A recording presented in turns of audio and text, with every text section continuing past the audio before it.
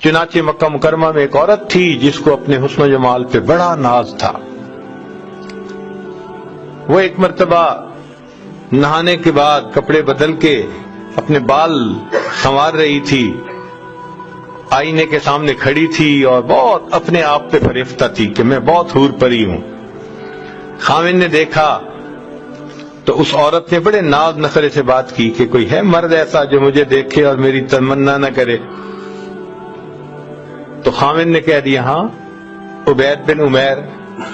یہ مسجد نبوی میں ایک خطیب تھے، اس زمانے میں عالم تھے جو درس دیتے تھے اور بڑے باخدا بزرگ تھے. اس نے ان کا نام لے دیا کہ عبید بن عمیر. تو میاں بیوی کا تعلق عجیب سا ہوتا ہے.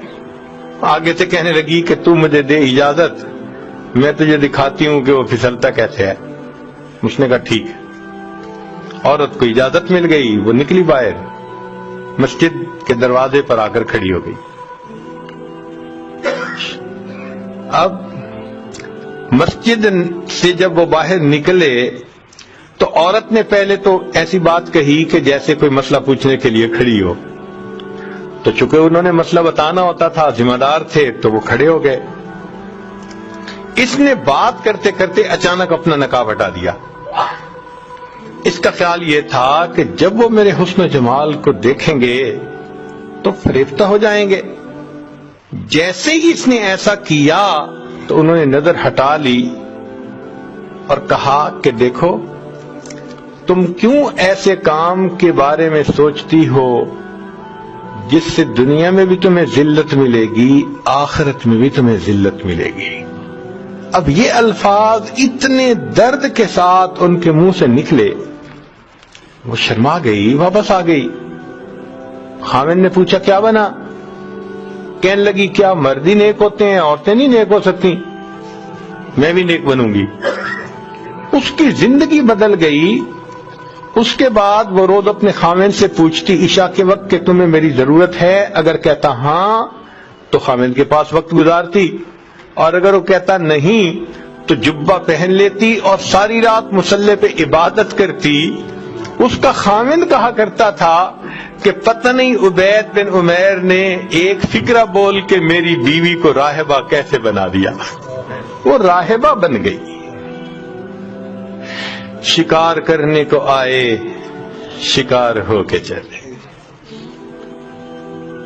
تو یہ کیفیتیں ان کی اس لیے تھیں کہ پروردگار عالم نے ان کے دلوں میں ایک اثر ڈالا ہوا تھا. ایمان کامل ان کے دلوں میں تھا. اور یہ نہیں کہ یہ صرف بڑے لوگوں کا تھا، بچوں کا بھی یہی حال تھا. چنانچہ ایک باپ اپنے بیٹے کے ساتھ جا رہا تھا. اس نے راستے میں آم کے درخت پودے دیکھے، چھوٹے چھوٹے ہوتے ہیں اور گچھے لگے ہوتے ہیں، پکے ہوئے تھے اور لگ رہے تھے کہ بہت مزے کے ہوں گے. تو والد نے اپنے بیٹے کو کہا بیٹے تم یہیں ذرا رک جاؤ راستے پہ، اور میں باغ میں جاتا ہوں اور ایک اچھا پکا ہوا خوشہ توڑ کے لاتا ہوں، اور اگر کوئی آئے ادھر ادھر سے تو ذرا آواز دے دینا، میں آ جاؤں گا. وہ جی چلا. جیسے خوشے کے قریب پہنچا تو بچے نے پیچھے سے آواز لگا دی یا ابی احد یرانا. اے ابا جان کوئی ہمیں دیکھ رہا ہے. تو وہ گھبرا گیا اور ویسے ہی واپس آ گیا. آ کے دیکھا تو گلی میں تو کوئی بھی نہیں تھا.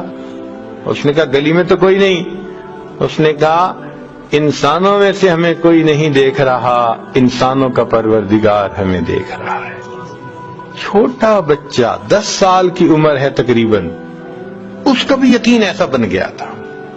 اور یہ یقین خود بخود نہیں بنتا تھا، ماں باپ بناتے تھے. تو اس ایمان کے کتنے فائدے ہیں زندگی میں. اور ایک فائدہ یہ بھی ہے کہ پھر انسان گناہوں سے بچ جاتا ہے. ایک تو ہے نا دعوت میں اس کو مدد مل گئی، نیکی میں اس کو مدد مل گئی، ایک پش مل گئی اس کو، وہ گھبراتا نہیں ہے، قدم بڑھاتے آگے. مگر ایک بڑا فائدہ یہ بھی کہ اس احساس کے ہونے کے بعد کہ اللہ مجھے دیکھتے ہیں، انسان گناہوں سے پھر بچتا ہے. مواقع موجود ہوتے ہیں، گناہ کی دعوت دی جا رہی ہوتی ہے، مگر وہ گناہ سے انکار کر دیتا ہے۔ چنانچہ ہمارے بزرگوں نے کتنی